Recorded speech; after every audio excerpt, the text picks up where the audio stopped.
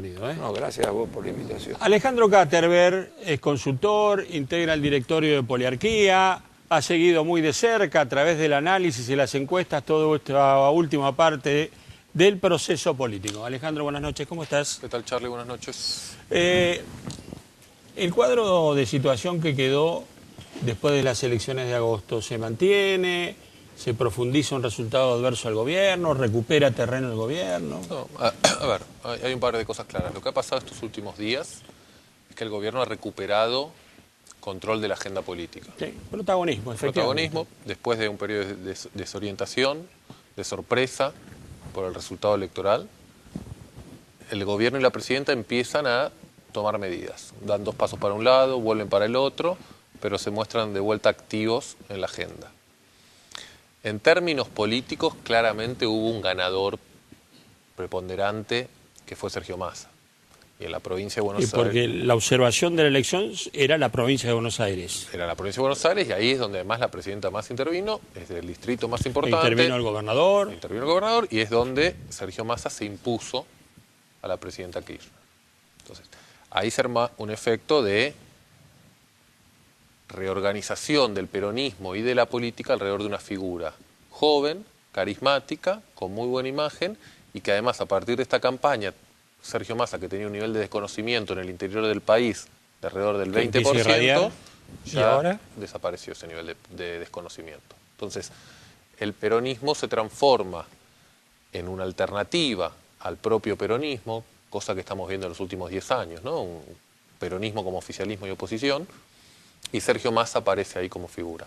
¿Qué puede pasar de acá a octubre? Uno debería pensar que no debería haber grandes cambios.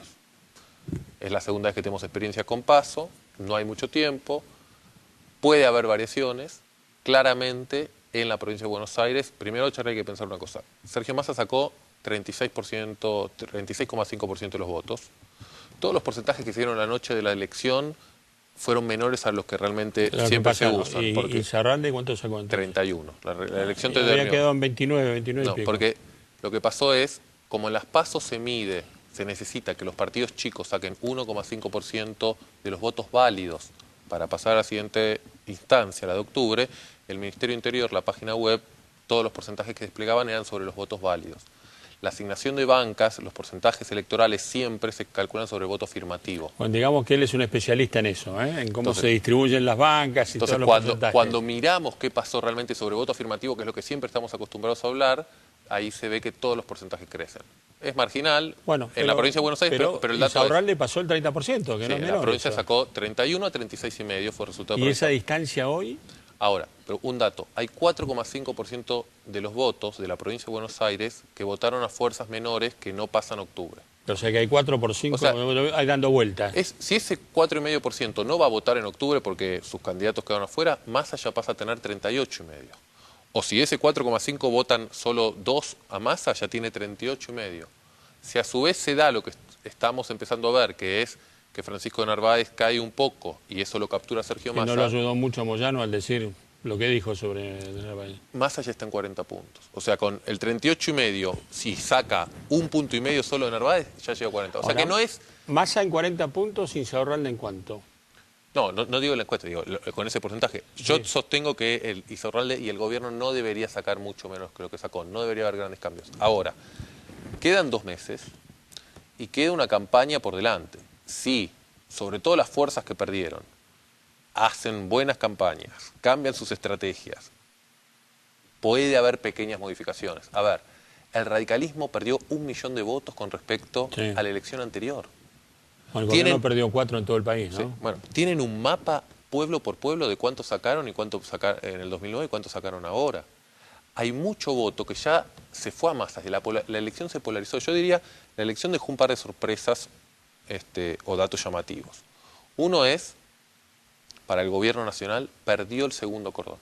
El segundo cordón del Gran Buenos Aires, claro, digamos, el cordón más pobre, donde se concentra la mayor pobreza. Lo que confiaba el gobierno era resultados espectaculares en la tercera sesión electoral, no fueron tanto. No, pero lo más llamativo es además, no solo en la tercera y en la primera también, la parte más pobre, la parte más alejada de la capital. No votó al gobierno. El segundo cordón siempre sacó en todas las elecciones el kirchnerismo entre 6 y 10 puntos más que el primer cordón o el interior. Y ahora no. Ahora sacó menos. Entonces, hubo un dato llamativo que es el gobierno perdió abajo. Hay que ver si es la inflación, hay que ver si es la pérdida de carisma o las disputas que ha tenido el gobierno en estos últimos 20 meses, pero el dato es, el gobierno perdió con Sergio Massa en los sectores más pobres de la provincia de Buenos Aires. Y el segundo dato, yo diría interesante de la elección de la provincia, es el nivel de polarización que ya tuvo.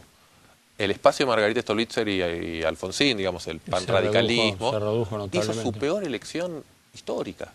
11 puntos. 11 puntos. Francisco de Narváez sacó menos que cualquiera de las elecciones en las que participó, incluso en las que llevaba boletas solo a gobernador y había que votar un presidente y cortar boletas. O sea, esta es la polarización, Insaurral de Massa o el gobierno Massa. Exacto. Y el peronismo sacando 80% de los votos en la provincia de Buenos Aires. O sea que yo diría, eso para mí es los datos llamativos. Ahora, ¿qué va a cambiar si en octubre Massa saca 2 o 3 puntos más o 2 o 3 puntos menos? Yo diría que poco y nada. Me parece que la suerte ya está echada. No va a cambiar electoralmente. Políticamente, políticamente ya la suerte está echada, me parece. Bueno, o sea, por está planteado un cuadro de situación diferente al que el gobierno tenía hasta las PASO. Por eso. Pero digo, hoy me parece que la mayor información y el mayor cambio en la política ya se dio. Hasta hace un mes atrás en las encuestas teníamos que casi el 60% de los argentinos decían que pensaba que el gobierno iba a ganar.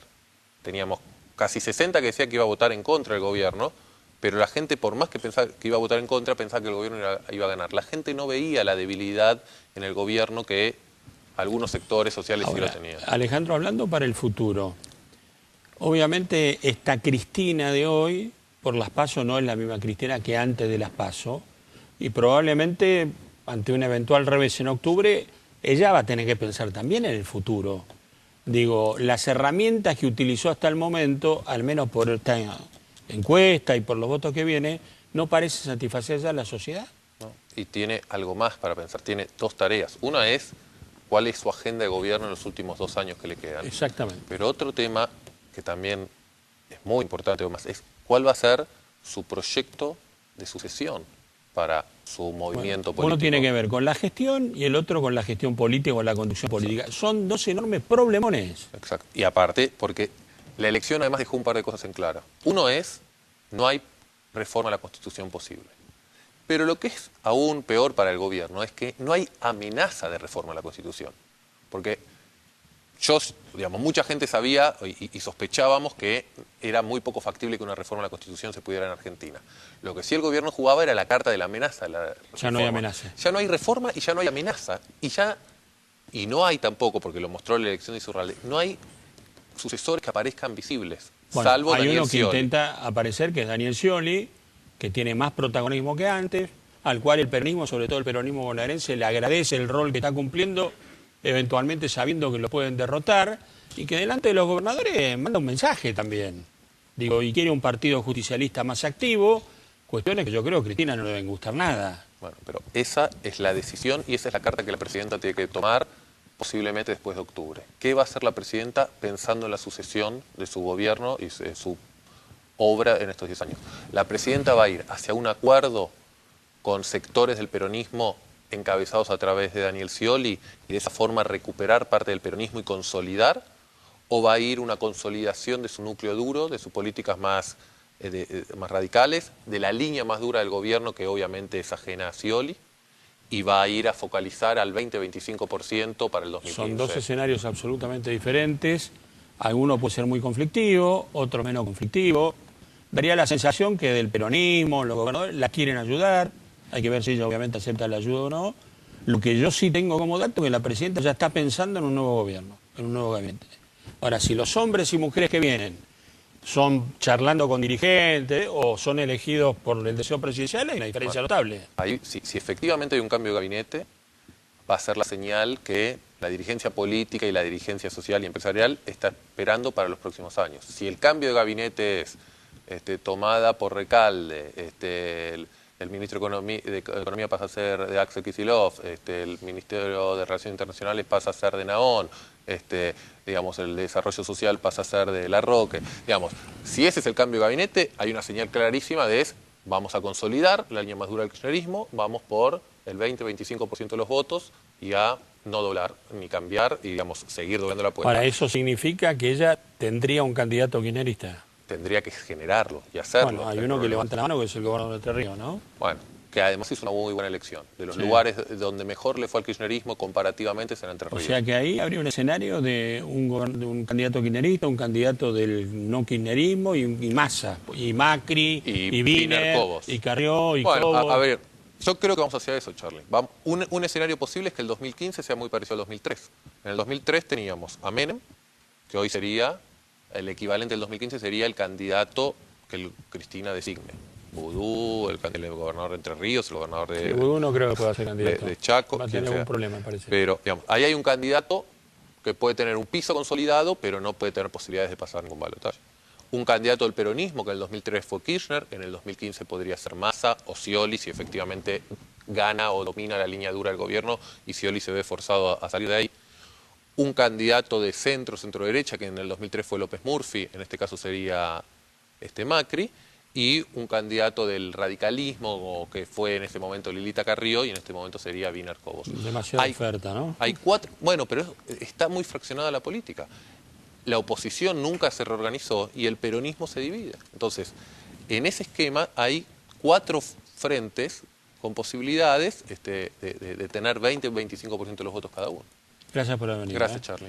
Julio Bárbaro es militante peronista, dirigente desde siempre, participó en estas elecciones, fue candidato a senador.